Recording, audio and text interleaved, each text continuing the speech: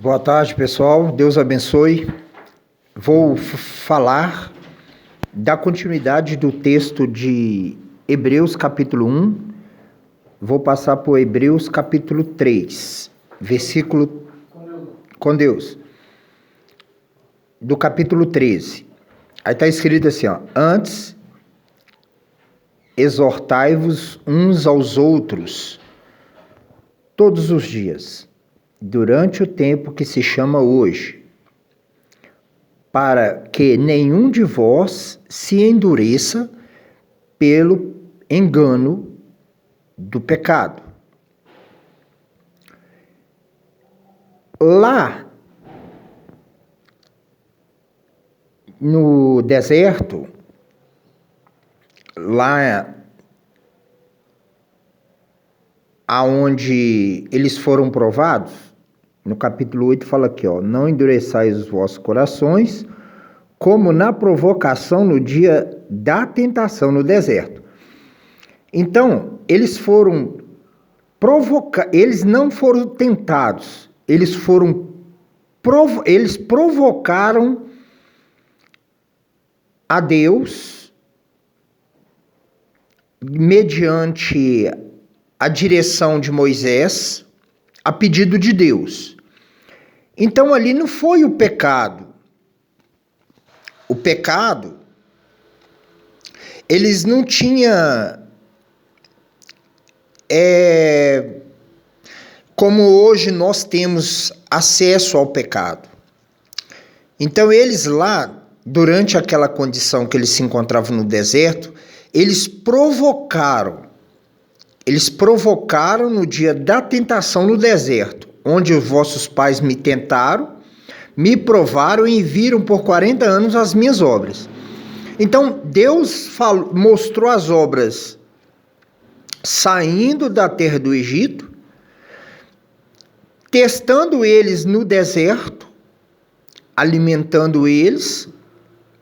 De dia ele era uma nuvem de sombra, para que eles pudessem caminhar sobre o deserto. E mesmo assim, eles se encontravam em desobediência. Provocaram, fizeram de um bezerro, fizeram de ouro, desejaram a estar dentro do Egito, devido às suas iguarias, né, que eles alimentavam-se. Então eles tentaram, eles desprezaram tudo que Deus estava fazendo aos seus olhos. Então aqui o texto diz que todos eles caíram no deserto. Vamos ler aqui, ó, capítulo 13 de novo. Antes, exortai-vos uns aos outros todos os dias, durante o tempo que se chama hoje, para que nenhum de vós se endureça pelo engano do pecado. Porque nós tornamos participantes de Cristo, se retivermos firmemente o princípio da nossa confiança até o fim. Nós temos que estar agarrado, ancorado, grudado, né? Não apartar dessa esperança, dessa confiança, dessa fé. Enquanto se diz hoje: se ouvides a sua voz, não endureçais os vossos corações, como na provocação. Porque havendo alguns ouvido, o provocaram, mas não todos os que saíram do Egito por meio de Moisés. Mas nem todos provocaram. Então, no meio de trilhões de pessoas, diante do mundo, nos dias atuais, muitos se deixam se provocar e muitos dão ouvidos, né,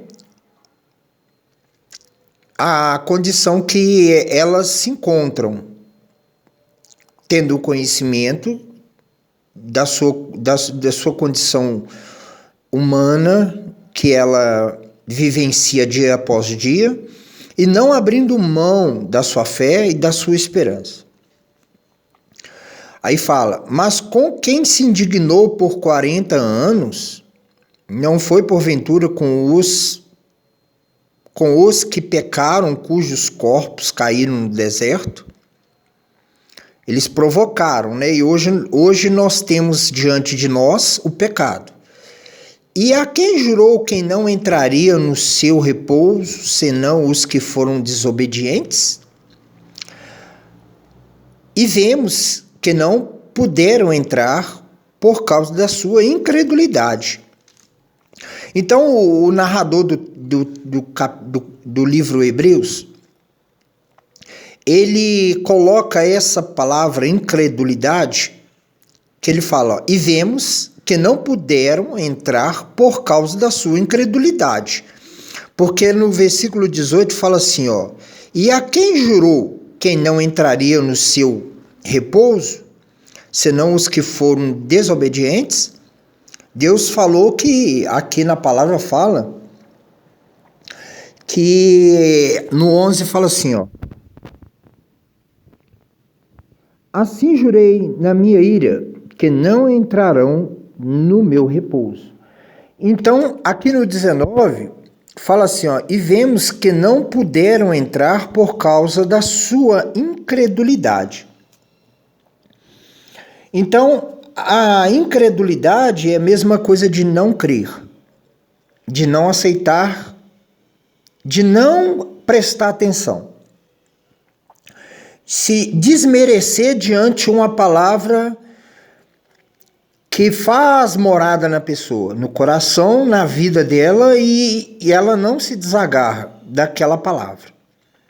É uma promessa que ela fica estancada, ela não se esgota. Então essa fé, ela não murcha, essa fé, ela não diminui. Então, tudo que fala em relação à incredulidade,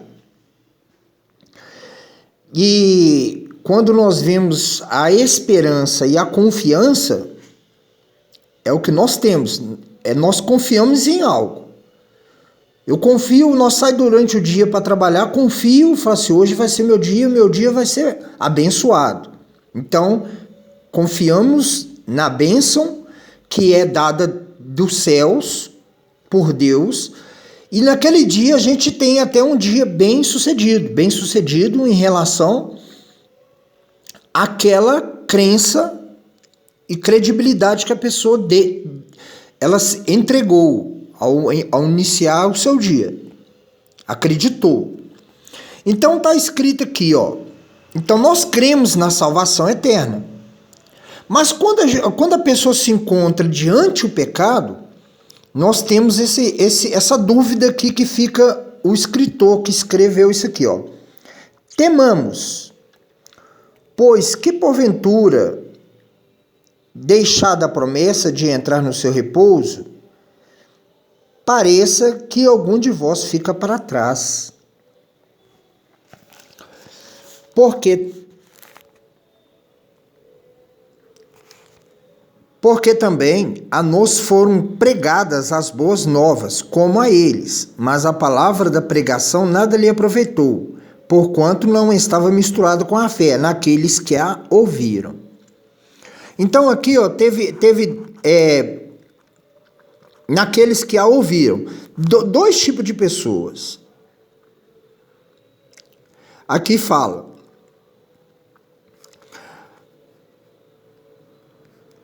porque também a nós foram pregadas as boas novas. Boas novas é, arrependei-vos, que é chegado a vós o reino dos céus. Aí Jesus, quando curava, ele falava, vá e não peques mais, para que não te suceda coisa pior. Aí ele ia lá e fazia uma cura, e a sua notícia se espalhava por todo Israel. Então, todos aqueles acontecimentos as boas novas. As boas novas, suas curas. As pessoas falam, não é esse o filho de José, filho do carpinteiro? Como, pois, ele fala de tantas essas maravilhas? Quem o ensinou? Então, ele veio falando, direcionado pelo Espírito Santo. Não falando das coisas naturais, mas sim das espirituais e das coisas concernentes ao reino dos céus. Então ele falava, foram pregadas as boas novas.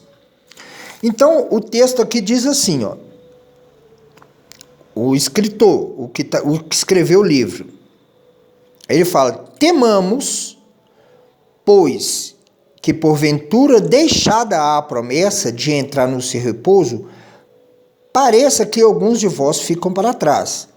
O que aconteceu aqui? E vemos que não puderam entrar por causa da sua incredulidade. Mas o texto aqui afirma que só aqueles que caíram no deserto não puderam entrar na terra prometida. E quem jurou que não entrariam no seu repouso, senão os que foram desobedientes? Quem jurou foi Deus, pelos desobedientes. Morreram todos no deserto.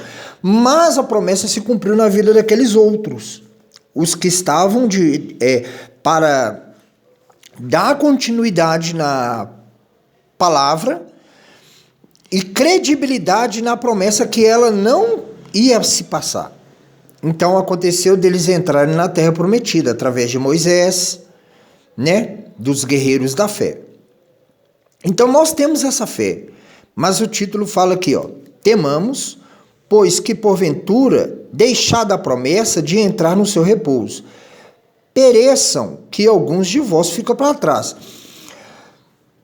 Ele está querendo dizer, a perecer aqui é na fé. Ele teme as pessoas que estão ouvindo a pregação daqueles que caíram no deserto devido à desobediência, porque nós estamos sujeitos ao pecado. O pecado está diante de nós. Mas Deus vai na frente, desembaraçando todo o embaraço, plantando cada dia em nossos corações as tuas promessas, as palavras consagradas, né, que ela santifica o nosso corpo, a nossa vida, a nossa alma, e todo o pecado que um dia nos afastava dessa promessa foram ficados para trás, foram perdoados, foram cobertos pelo sangue do nosso Senhor Jesus Cristo, que hoje ele é Cristo. Então, quando nós ouvimos a palavra, está escrito aqui, ó, as boas novas.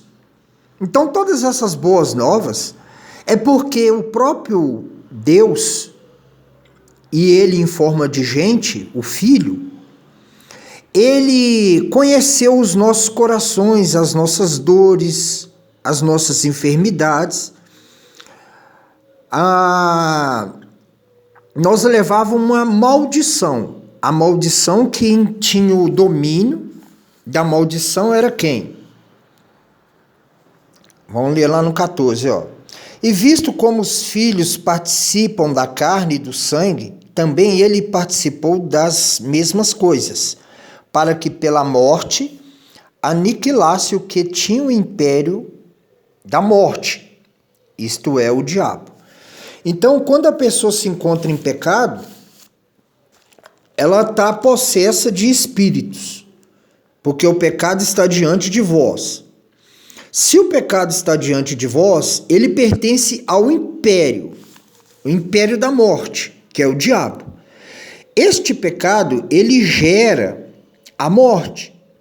Então, esse pecado gerando a morte, ele nos impede de ter a fé e de acreditar, e nos tornamos incrédulos, fazendo parte da causa dos incrédulos, da incredulidade. Essa incredulidade, quando a pessoa se encontra no pecado e ela não se esforça, ela está se entregando às coisas da carne e desprezando as coisas do Espírito. Por quê? O Filho, quando ele foi exaltado, ele ressuscitou o terceiro dia e se assenta à destra de Deus, ele foi para esse repouso, nessa glória. Nessa glória, antes, quando ele estava em vida, em forma de homem, ele falou das promessas do reino dos céus. Ele falou que aonde ele há muitas moradas, que ele há de preparar o lugar. E breve ele há de vir e buscar os seus escolhidos, a sua igreja. Então, quando nós nos encontramos em pecado, sabemos que lá no passado, lá no livro de Gênesis, fala sobre a promessa a Abraão, a promessa aos guerreiros da fé, como Moisés. Ele colocou todo essas dificuldades para que vivêssemos na dependência dele, na dependência de Deus, na dependência de nos esforçarmos. E devido a ele mostrar a sua grandiosidade no deserto, muitos foram desobedientes. Mesmo assim, Deus foi misericordioso, teve compaixão. Ele fala do seu filho, que ele fala: este é meu filho amado em quem me comprazo. Então ele se assenta à destra de Deus, ele se assenta no trono. Então ele não se iguala a anjo a pessoas. Ele hoje é Senhor. Então, todo este caminho que ele nos ensina, ele luta contra as nossas vontades e contra as investidas do mal, quando nós damos ouvido à palavra. A palavra, ela nos dá poder para poder resistir o diabo, resistir às tentações, resistir o pecado que está diante de nós. O pecado é aquele que está diante de nós sem sabermos o que vai se proceder. Amanhã vai ser um novo dia. Amanhã não vai ser um dia santo, dentro de um palácio, mas vai ser um dia abençoado e onde há diversidades, tentações, provocações, que é gerada pelo pecado. Todos os dias existe pecado. Este pecado sempre vai estar diante da gente, até o último suspiro de nossas vidas. Então, quem tinha um domínio sobre o império da morte é o diabo, pelo pecado, através do pecado. Mas quando Jesus veio ao mundo, ele aboliu o pecado. Ele entregou a sua vida a favor de muitos. Então ele mostrou e provou na cara do diabo que ele é Senhor, porque ele desceu às profundezas e tirou a chave do abismo. E ele é a porta que abre e ninguém fecha, e a porta que ele fecha e ninguém abre. Então a decisão está na mão dele. E diante os nossos corações, mediante a fé, colocando esta palavra em prática e procurar andar na obediência. Aí fala aqui no 11 aqui, ó. Vamos ler aqui no 11, capítulo 4. Ó, 10, vamos começar no 10. Porque aquele que entrou no seu repouso, que é o Jesus, ele próprio repousou das suas obras, como Deus das suas. Então ele está falando de duas pessoas aqui, ó, dois personagens. Porque aquele que entrou no seu repouso, ele próprio repousou das suas obras. Ele entrou no repouso, ele foi subido à glória. E aqui, como Deus nas suas. Então Deus, quando ele fez o mundo, em 7 dias, ele também se descansou. Mas Deus ainda se manifestou diante de todo aquele percurso por promessa. Então aqui tem dois personagens, Jesus e o Pai. E o Espírito Santo é hoje o que nós temos. Nós temos ele hoje na consciência, sabemos que através do Espírito Santo podemos ter fé. podemos fazer curas, milagres e trazer a vida e andarmos de acordo com seus caminhos. Tentações vêm para todos, mas podemos superar com as palavras que nos fortalecem. Posso todas as coisas naquele que me fortalece, em Cristo Jesus. Aí tá, vamos lá. Procuremos,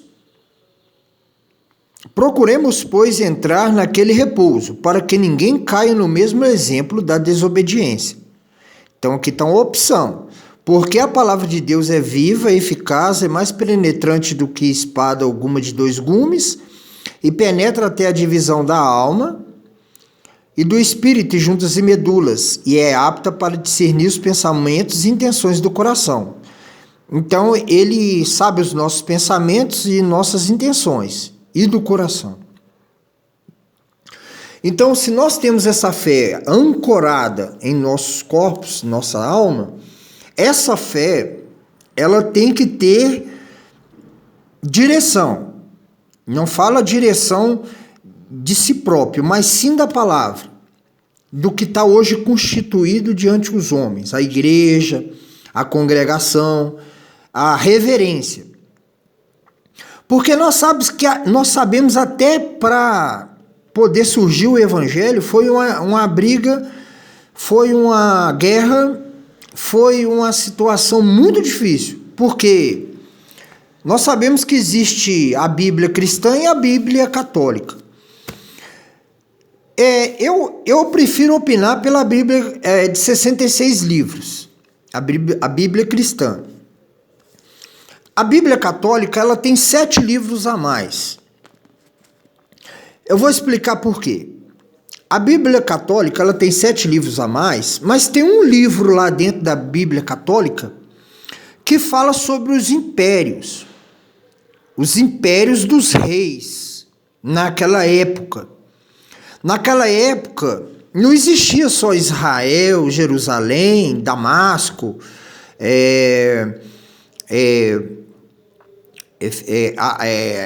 aquelas cidades de Nínive. Essas cidades bem pequenas, antigas, existiam, mas em volta delas existiam outros impérios. E a maioria desses impérios, eles acreditavam em deus pagões, em Deus feito por obras de mãos. Quando surgiu o cristianismo, o cristão naquela época, um desses livros, dentro do livro católico, ele narra uma hierarquia de reinos dominadores sobre Roma, que Roma era uma cidade do império. Então, em volta de Roma, existiam diversas pessoas que tinham domínio sobre vários territórios. Então, quando o cristianismo veio professando a Cristo, Filho de Deus, isso era contra a lei, porque eles colocavam isso como blasfemas. E quando colocavam isso como blasfemas, as leis daqueles povos, daquele tempo, era decisão de morte. Então, houve muita guerra naquele passado e prevaleceu a Bíblia cristã, que é de 66 livros, e prevaleceu a Bíblia católica, porque diante aquele reinos, existia pessoas ali prescrevendo tudo que estava acontecendo. Esses livros ficaram guardados, mas a fé do cristão, ela vai até os 4 cantos. Ele fala aqui que não acabareis de percorrer Jerusalém quando não tiveres percorrido o Ocidente, o Oriente e o Ocidente, os 4 cantos da terra, ide e pregai o meu evangelho. Assim Jesus fala. Não acabareis de percorrer Jerusalém enquanto minha palavra não for pronunciada. Então, aqueles livros que existiam dentro daqueles domínios eram tratados de formas diferentes e de formas totalmente desorganizadas da palavra cristã. Portanto, Deus aqui fala, Jesus fala: amai primeiramente a Deus sobre todas as coisas, em primeiro lugar, com todas as tuas forças e com todo o teu entendimento. Este é o primeiro mandamento. O segundo é semelhante a esse: amarás o teu próximo como amar-te a si mesmo. Sobre esses mandamentos não há lei. Então, Jesus colocou uma base. Se nós tivermos esses mandamentos, a amar a Deus sobre todas as coisas e o próximo como a si mesmo, não existe alicerce fora dele. Então, não há lei, não há lei. Nós temos alicerce nesse primeiro mandamento: amarás o Senhor e amar você como ama o seu próximo. Esse é o nosso alicerce, a nossa rocha. Sobre esse mandamento não há lei. Porém, que lá naquele passado eles matavam, eles faziam barbaridades. Nós podemos ver no mundo atual de hoje que as pessoas hoje em dia, cada país ele tem uma forma de domínio diferente de um país para o outro. Dá para poder imaginar como é distorcido o amor para com Deus e o amor para com o próximo. Então, se nós colocarmos país por país diante essa palavra, nós vamos conseguir encontrar diferencial em tudo, no seu comportamento, na sua condição financeira, na sua condição familiar, na sua condição de uma pessoa equivocada, né, que é estudada. E quando nós temos esse privilégio de recebermos essa palavra sagrada, esse pão sagrado, nós nos alimentamos dela, desligamos do pecado, né?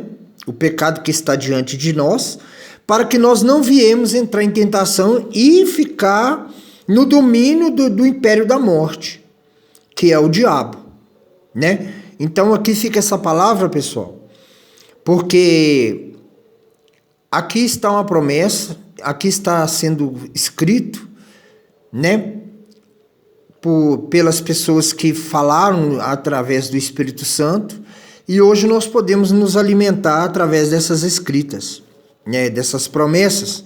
Que Deus abençoe e que tudo dê certo em nome do Senhor Jesus. Amém. Graças a Deus.